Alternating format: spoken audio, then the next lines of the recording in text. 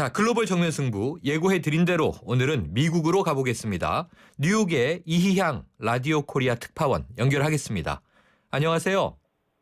안녕하십니까. 네, 자, 이 미국 대선의 분수령이 될 미니 슈퍼 화요일, 이 민주당의 버니 샌더스 상원의원과 이 공화당의 테드 크루즈 상원의원이 반전을 노렸는데, 자, 결과 어떻게 나왔습니까? 네, 공화당에서는 도널드 트럼프가, 민주당에서는 힐러리 클린턴이 미니 슈퍼 화요일의 승자가 됐습니다. 네. 이 5개 주에서 펼쳐진 경선에서 트럼프 주가 4개 주에서 힐러리 클린턴도 4개 주에서 우승했습니다. 네. 앞서 말씀하신 것처럼 반전을 노렸던 테드 크루즈는 3개 주에서 트럼프를 따라잡긴 했지만 2위에 머물렀고요. 버니 샌더스 역시 4개 주 모두 힐러리 클린턴의 지지율 차에서 10여 % 안팎으로 벌어졌습니다. 큰 이변이 없는 한 공화당은 트럼프, 민주당은 힐러리 후보로 대선 주자를 확정 지을 것으로 보여집니다. 아, 그렇군요. 거의 분수령이 된다고 했는데 분수령이 되고 있는 것 같습니다. 이 최근 공화당 대선 주자 바로 이 도널드 트럼프의 유세장에서 이 폭력 사태가 있었다 이런 보도를 접했고요. 이 트럼프가 예기치 못한 위기를 맞는 것 아닌가 하는 시선들이 많았는데 이 사태는 잘 마무리가 된 건가요? 네, 트럼프의 건재함으로 미 언론들도 놀랐습니다. 지난주 트럼프 후보의 유세장은 몸싸움, 폭행, 또 시위대가 연단에 뛰어오르는가 하면 네. 성난 시위자와 이에 맞선 지지자들 간의 충돌로 정말 유세가 중단되는 듯 현실보다는 영화에서나 볼만한 유세 현장이었습니다. 네. 하지만 그 미니 화요일 선거 결과는 시련을 받으면 더 강해지는 영화 주인공처럼 트럼프 후보는 승자가 됐습니다. 네. 이 정치 분석가들은 트럼프를 싫어하는 사람들은 그를 더 싫어할 이유가 생겼고 이 트럼프를 지지하는 사람들에게는 이 유세장의 시위와 충돌 등이 오히려 그들을 결집시키는 원동력이 될 수 있을 것이라고 보면서 네. 앞으로 이 폭력 시위나 대립 계속 일어날 가능성이 있다고 예측하고 있습니다. 아하. 이 때문에 이 유세장에서 트럼프 후보가 했던 말, 즉 유세 현장에서 폭력 사건으로 인한 법정 비용은 트럼프 자신이 되겠다라는 말이 폭력 사태를 조장하는 것 아닌지에 대한 비판 여론이 심하고요. 네. 트럼프 지지자 가운데 실제로 유세 현장에서 폭행 혐의로 체포된 용의자가 있습니다. 네. 정말 그 사람에게 법정 비용을 낼 것인가에 대한 관심이 쏠리고 있습니다. 하하, 이게 참 뭐 이 경선의 본질보다는 엉뚱한 이벤트에 좀 이 대중들이 시선이 쏠리는 것 아닌가 하는 우려도 되는데요. 이게 정치 선진국이 맞나 하는 좀 이상한 생각도 들고 트럼프의 유세장은 좀 활극 분위기인가 이런 생각도 듭니다.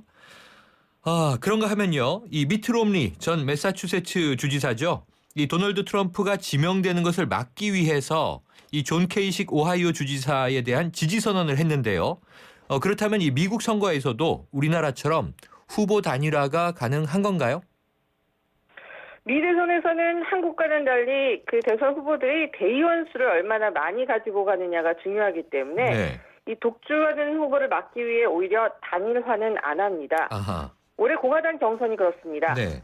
대부분 경선 때 이 당내 지지율이 본인이 약하면 바로 사퇴를 합니다. 네. 그러면 이 지지도나 대의원수가 당내 다른 후보에게 가게 되는데요. 올해 공화당 내에서는 트럼프 후보를 대권주자로 적당하다고 생각하지 않기 때문에 트럼프 후보의 독주를 막아야 한다고 생각합니다.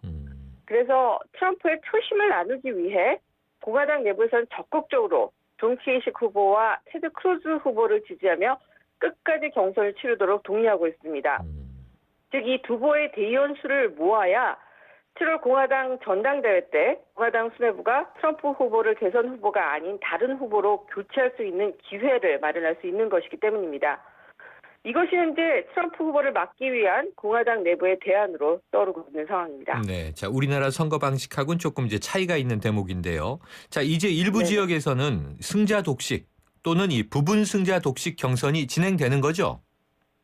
네, 그렇습니다. 이것도 대의원 수 때문에 그런 건데요. 공화당의 경우 미니 화요일 선거에서 2개 주인 플로리다주와 오하이오 주만이 승자 독식 경선으로 진행됐습니다. 이 승자 독식 방식으로 이 경선에서 치러진 수에 배정된 대의원 수가 1위를 한 사람에게 몰아주게 되는 것입니다. 공화당에서는 50개 주 가운데 8개 주만 승자 독식 방식을 채택하는데 네. 플로리다주에서 우승한 트럼프 후보가 총 99명의 대의원 수를 전부 가져갔고요. 네. 오하이오주에서 승리한 케이시 후보가 총 66명의 대의원 수를 모두 가져갔습니다. 당 대표가 되기 위해서는 공화당의 경우 1237명, 민주당은 2383명의 대의원이 필요합니다. 현재까지 공화당의 트럼프 후보가 640명, 테드 크루즈 후보와 존 케이시 후보가 합쳐서 543명의 대의원을 확보했습니다. 네. 또 민주당의 힐러리 후보는 1568명의 대의원을 확보한 상태로 선두를 달리고 있습니다. 네. 자, 이런 대목이 이제 우리나라에서 미국 대선을 지켜보면서 조금 우리와 다르고 복잡하다 이런 생각을 하게 되는 그런 경우인데요.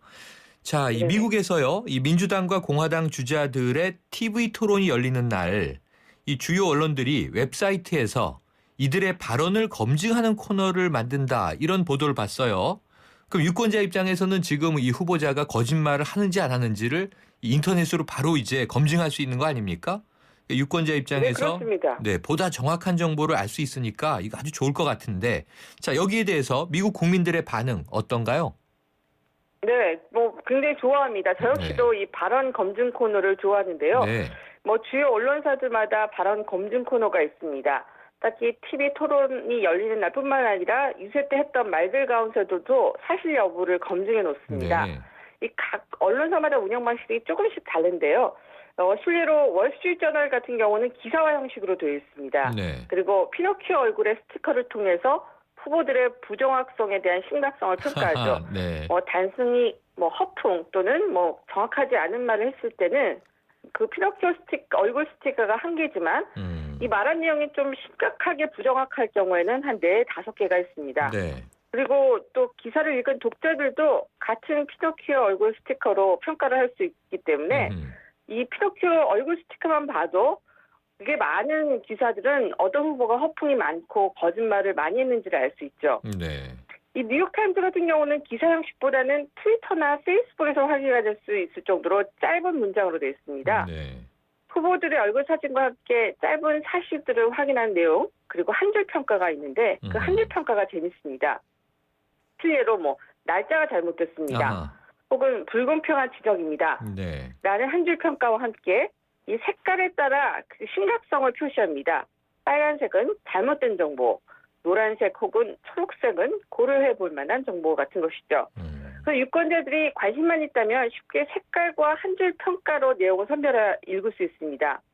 그런데 이 같은 검증 코너에도 불구하고 이 허풍스럽고 부정확하게 말을 가장 많이 하는 트럼프 후보가 이 경선에서 1위를 달리고 있는 것을 보면 네. 정말 이 코너도 후보들의 지지도에는 큰 영향을 미치지 못하는 것 같습니다. 그러게요. 그 참 특이하네요. 피노키오 이 스티커 아주 느낌이 확 오는데요. 자, 올해 대통령 선거를 계기로 이 30년 동안 미국을 지배해온 정치 지형이 바뀔 것이다. 이런 얘기가 들려오는데 어떤 내용입니까? 그렇습니다. 올해 선거는 트럼프 후보와 샌더스 후보의 돌풍으로 전통적인 공화 민주당의 색깔이 무너졌다라는 평입니다. 이 샌더스 후보를 견제하기 위해 힐러리 후보 역시 사회민주주의를 표방하는 발언을 요새 속속 내놓으면서 진보 민주주의 성향을 보이고 있고요. 트럼프 후보는 정말 공화당의 일하나처럼 많은 발언을 하면서 이 보수 공화당의 당 전체의 기반을 흔들고 있습니다. 뉴욕타임즈 지적은 힐러리와 트럼프 후보의 승리를 보도하면서 양당이 그 어느 때보다 분열되어 있고 약해져 있다라고 지적하고 있습니다. 과거에는 미니 화요일 경선 이후 각 당의 대선 후보가 어느 정도 정해지면 축제 분위기였습니다. 당이 뭉쳐서 대선 후보를 적극적으로 지지하고 정책을 구체적으로 결정하는 그런 분위기였지만 올해는 정반대입니다.